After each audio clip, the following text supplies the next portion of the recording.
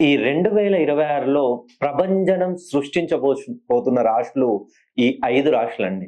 So, ఎందుకనంటే December 28 తర్వాత కర్కాటకం నుండి మిథునంలోకి గురుడొస్తున్నాడు.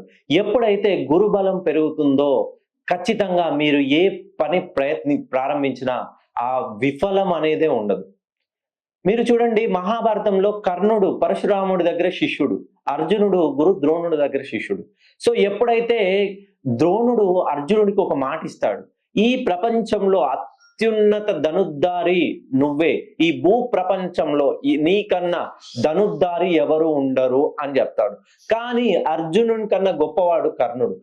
కర్ణుడికి చాలా శాపాలు ఉండడం వలన కర్ణుడికి ఎంత అపారమైన సామర్థ్యం ఉన్నా కూడా గురు శాపం. పరశురామ ప్రభు చెప్తాడు, నీకు అత్యంత కఠినమైన సమయంలో నేను చెప్పిన విద్యలన్నీ నువ్వు మర్చిపోతావా అని అంటాడు.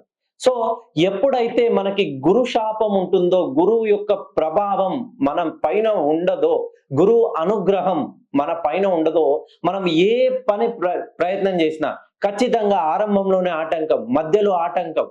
ఆ పనిని 100 స్టెప్పులు ఎక్కే దగ్గర 99 స్టెప్పులు ఎక్కిన తర్వాత వైకుంఠ పాలిలో పామొచ్చి మింగినట్టుగా మన జీవితంలో నష్టాలు చవి చూడాల్సి వస్తుంది. ఈ 5 రాశులు ఖచ్చితంగా వృషభ రాశి వాళ్ళు, కుంభరాశి, ధనస్సు, తుల, సింహ, ఈ 5 రాశుల వాళ్ళు రాబోయే 2026లో ప్రభంజనం సృష్టించబోతున్నారు. వీళ్ళు ఉద్యోగం చేసినా, వ్యాపారం చేసినా, మెయిన్ గా రియల్ ఎస్టేట్ వ్యాపారం, హోటల్ రంగం, పెట్టుబడులు, మీ చేత ఎవరికైనా డబ్బులు ఇచ్చి ఆ తిరిగి రాకుండా మధ్యలో స్ట్రక్ అయిన అమౌంట్స్ కూడా ఈ 2026లో ఖచ్చితంగా మీ దరికి చేరుతాయి. ఎందుకంటే గురువు కర్కాటకం నుండి మిథునంలోకి వస్తున్నాడు. సంవత్సరం ఉండాల్సిన గురువు అనూహ్యంగా మిథునం నుండి కర్కాటకంలోకి వెళ్ళాడు.